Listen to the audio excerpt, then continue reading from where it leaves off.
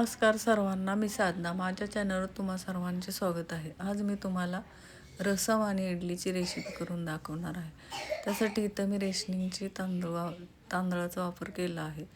3:1 असे प्रमाण ठेवायचं आहे. जसं 3 वाट्या तांदूळ घेतलं तर 1 वाटी उडीद डाळ घ्यायची आहे. मुठभर पोहे आणि 1 चमचा मेथी दाणे टाकायचे. स्वच्छ धुवून 7 ते 8 तास भिजत ठेवायचं रात्रभर आणि बारीक करून घ्यायचं. हे चांगलं बारीक करून द्यायचं आणि नंतर बारीक केल्यानंतर परत 7 ते 8 तास आपल्याला फुगवत ठेवायचं. हे पीठ फुगत ठेवल्यानंतर चांगलं हलवून घ्यायचं.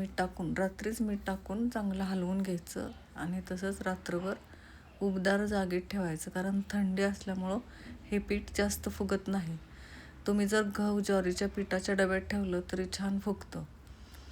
आणि आता इडली पात्राला तेल लावून आपण इडल्या बनवूया.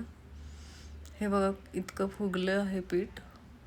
असं अलगद सोडायचं, अजिबात नंतर दुसऱ्या दिवशी हलवायचं नाही अजिबात, कारण रात्री आपण हलवून ठेवलेलं असतं ना, मीठ वगैरे घातलंय त्यामुळे हलवायची गरज नाही. असं अलगद काढून इडली पात्र भरायचं. आणि मी इथं कुकरच्या डब्यात इडली पात्र ठेवलं आहे कुकरमध्ये. आता झाकण ठेवूया. 15 ते 20 मिनटात इडल्या होतात आपल्या. आता रसम दाखवणार आहे तुम्हाला. बघा किती छान फुगल्या आहेत इडल्या थंडी असून. रसमसाठी 1 मोठा कांदा, 1 मोठा टोमॅटो, 4-5 लसणाच्या पाकळ्या इथे टेचून घेतल्या आहेत. एका पातेल्यात 1 चमचा तेल, मोहरी, जिरे, टेचलेलं लसूण, कढीपत्ता घालून हलवून घ्यायचं. नंतर कांदा टाकायचा. कांदा चांगला परतवून घ्यायचा. नंतर टोमॅटो टाकायचं. टोमॅटो पण चांगलं परतवून घ्यायचं. यामध्ये हळद, तिखट, मीठ टाकून हलवून घेतल्यानंतर रसम पावडर टाकणार आहे मी ह्याच्यात. ही रसम जास्त घट्ट करायची नाही, पातळच ठेवायची.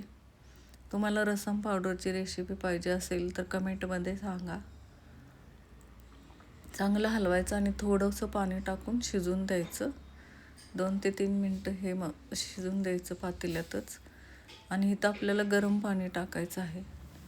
रसम जास्त घट्ट ठेवायची नाही, पातळच छान लागते.